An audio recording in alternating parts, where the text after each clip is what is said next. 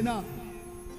अज्ञानी व्यक्ति को कितना भी समझाए, एक ऐसा पेड़ है जिस पे अमृत की वर्षा भी करोगे तो फूल और फल नहीं मिलेंगे। कौन सा पेड़ है? तुलसी जी ने लिखा उस पेड़ का नाम फूलई फलई न बेद, यद्यपि वर्षा बरसई सुधा, मूर्ख हृदय न चेत, जो गुरु मिलहि बिरंच सब। बांस के पेड़ पर अमृत की वर्षा हो जाए तो फूल और फल नहीं होते। ऐसे मूर्ख व्यक्ति को कितना भी समझाया जाए नहीं समझता।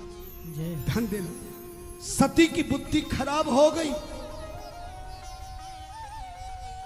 शिव जी से बोली मैं तुम्हारे राम जी की परीक्षा लूंगी। सीता का रूप बना करके राम की परीक्षा ली। राम जी ने जाते ही चरणों में प्रणाम कर दिया। सती जी का किसका रूप था? जोर से बोलो, किसका रूप था? सीता का। कथा में ध्यान दो, वहां तो हमारा ध्यान है। हाँ, ठाकुर जी को बिठा दिया हमने। किसका रूप धारण किया? सीता का। सती ने देखा मैं तो सीता के रूप में हूं, जिसके लिए रो रहे थे मुझे देखकर हंसने तो लगे, पर इन्होंने चरण क्यों छुए हैं? सती ने खुद ही उत्तर ढूंढ लिया।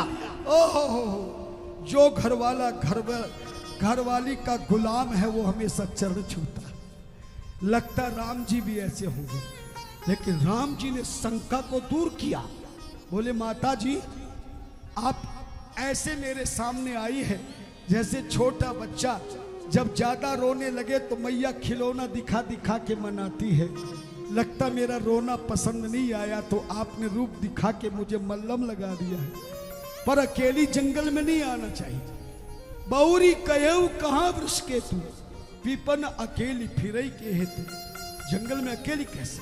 भागी सती शिव के पास गई। सती ने पूछा, सती से पूछा लीन परीक्षा कवन विधि। नारी का स्वभाव है, भले आज दक्षिणा कम दे देना हमें कन्यादान, पर सही बात बोल रहा हूं। नारी चरित्रम पुरुषस्य भाग्यम, देवो न जानाति कुतो मनुष्य। कोई भी नारी अपने पति के मन की नहीं, पति के बाप के मन की बात भी निकलवा लेगी, लेकिन नारी के मन की बात आज तक न पति समझ सका न पति का बाप समझ सका। झूठ बोल दिया। कछु न परीक्षा लीन गुसाई, कीन प्रणाम तुम्हारी नाई। भोलेनाथ मैंने कोई परीक्षा नहीं ली। नारियों का स्वभाव है, पुरुष तो फिर भी महाराज जी को दूर से प्रणाम कर लेंगे, पर नारियां जब तक चरण ना छू ले, चाहे गिर जाए चाहे फैल जाए, पर पास में जाकर प्रणाम किया है मैंने। शिव जी ने ध्यान लगाया, सती कीन सीता कर भेसा, त्याग दिया मन से। किसी की भी पत्नी चाहे नकली रूप में भी किसी की पत्नी बन जाए तो पति उसे स्वीकार करेगा क्या? बोलो। त्याग दिया भगवान ने। भगवान तपस्या में लग गए।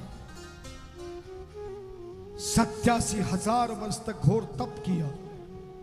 उसके बाद समाधि टूटी तो सती जी गई, फिर भी कथा में ध्यान नहीं तो ऊपर देखने लगी।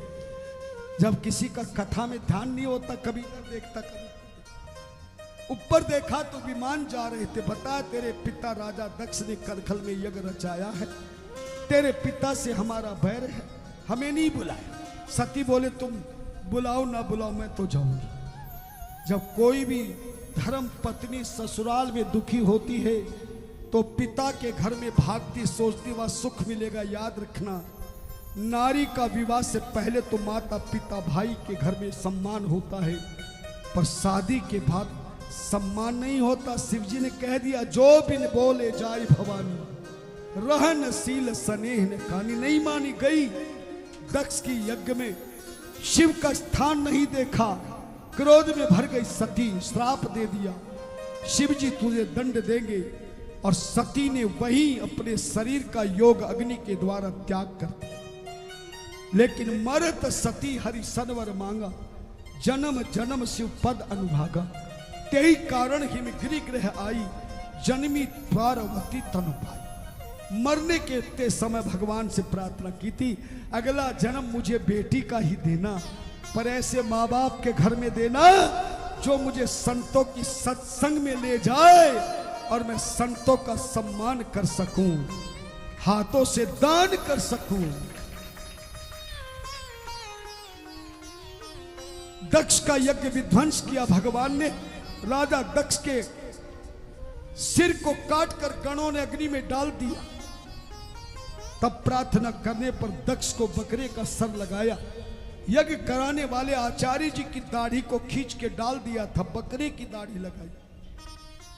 लेकिन अंतिम में बकरे के चेहरे से दक्ष ने कनखल में शिवलिंग स्थापना करके घोर तप किया। वो शिव मंदिर बन गया। कौन से स्थान में? कनखल में। भगवान बोले जहां भी मेरा शिवलिंग स्थापना होगी वो शिव मंदिर कहलाएगा। लेकिन शिव मंदिर कहलाएगा, लेकिन कनखल में जो शिव जी का मंदिर है राजा दक्ष, वो शिव मंदिर नहीं, वो तेरे नाम से, दक्ष प्रजापति के नाम से तेरा मंदिर कहलाएगा।